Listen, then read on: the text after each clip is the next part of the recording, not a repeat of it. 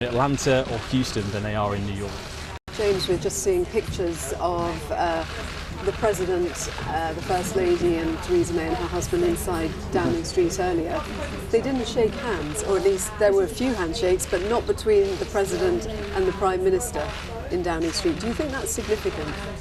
Well, I'm not ever convinced there was a particularly warm relationship between Donald Trump and Theresa May. A lot of people, I'm sure, are going to be looking at this and studying the body language, but let's not kid ourselves. Theresa May is preparing to leave the political scene. Donald Trump is already moving on, I think. We see this in the past between presidents and prime ministers. As soon as one of them announces their departure, all eyes move to the eventual successor. Obviously, Donald Trump has talked up Boris Johnson ahead of this trip.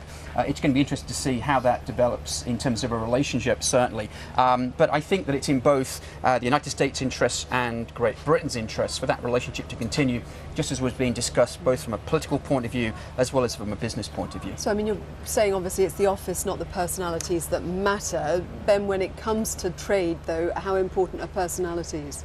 I think politics and personalities are important to a certain extent. They set a tone for a relationship, but actually, as we've been talking about, this is a relationship that is enduring, it's long term, and from a business perspective, one of the things which would have happened this morning is you've got business people meeting other business people, thinking about what they can do together. And actually, trade agreements, yes, the politicians are really interested in them, but it's really those business conversations on a day-to-day basis which make a difference here.